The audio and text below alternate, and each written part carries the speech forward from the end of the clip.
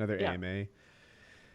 How do you guys feel about where YouTube gaming is in 2018 compared to when you were in your prime? Considering the perks and opportunities that weren't available to you back then, such as all expense paid trips out to events to play games early, and the exponential growth in popularity, i.e., 500,000 subs back in 2010 is like 5 million now. Are you guys regretful your peak in the scene wasn't later, or are you okay with being vanguards of YouTube gaming? Never peaked in the scene, so it doesn't apply to me. Your guys' answers? Some of those things I actually got, like all expense paid trips. I've been on a couple of those actually, but Yeah. that's not that big of a deal. It's not even that great. Like you play the game for a short while and not in an environment where you really enjoy it. Everyone you play against is really good because they're either YouTube gamers or pro gamers or something. And I always felt pressured like to get a gameplay in an environment against good players. So just didn't love it. But as far as the core of it, like, do I wish I peaked later? I guess later it'd be better, right? You know, because like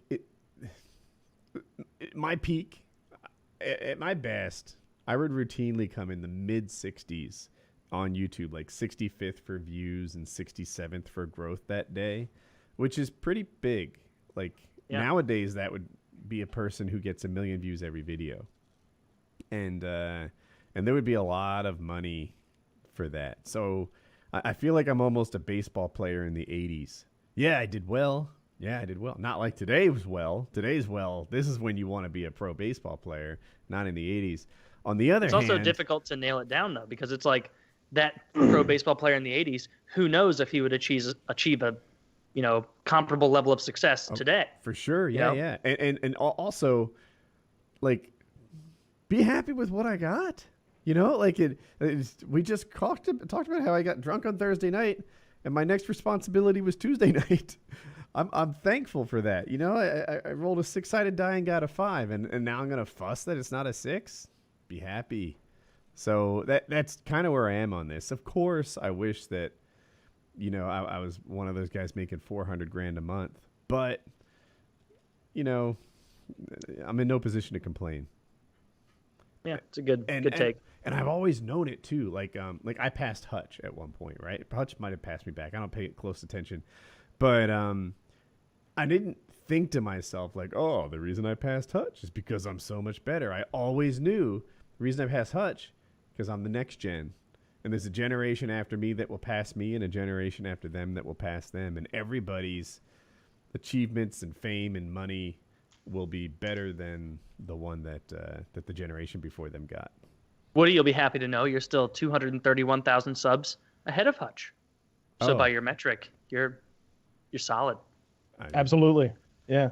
No, yeah. I think that, you know, the way the question was framed is a bit off, because like I always got free trips, you know, everywhere that I went, and you know, like all kinds of perks and stuff, you know, like I wouldn't usually go to the YouTube line. I would usually go to like a private kind of thing with the developers, because oftentimes the reason I was being invited was to do some sort of a featured video for them or something like that. So it'd just be like me on my own playing the game, especially if it was a single player game. Like I got to play, what's that game that you like, Woody? That's sort of a cartoony, it's got a weird art style. Oh, Borderlands.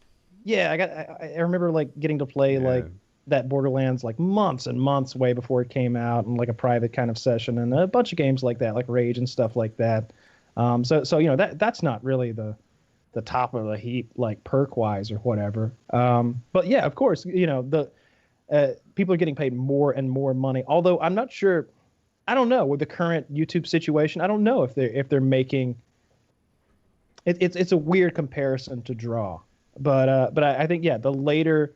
I think people are probably getting paid more now than they got paid then, but it really depends on what exactly you're doing. I was doing something kind of different than everybody else, you know. Right. It wasn't really. Did you peak around 9th on YouTube?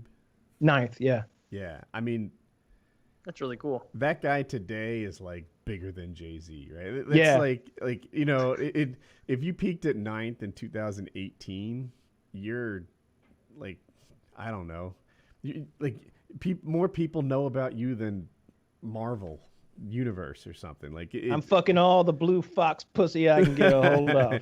It's so big. 9th in I don't know, 2013 or something. I'm not sure. Was awesome. 9th in 2018 is like next level. Like PewDiePie's not 9th. 9th in 2017 is a guy named Whindersson Nunez, I guess. 17.7 million. A Brazilian guy. So yeah, that's so much bigger than back then. Yeah, it's crazy. Yeah, it's. Anyway. Well, according to this Business Insider article, it is true, Chiz. It doesn't. And they matter. wouldn't lie. But yeah, I definitely see what you're talking about. But yeah, I don't know. You be happy with what you got. Be happy with what you still have.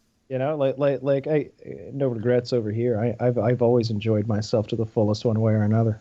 I hear you. And I was talking to Joe Lozon years ago, and he was basically what he said. I thought it was really interesting. He's like, with what I have, this is Joe talking.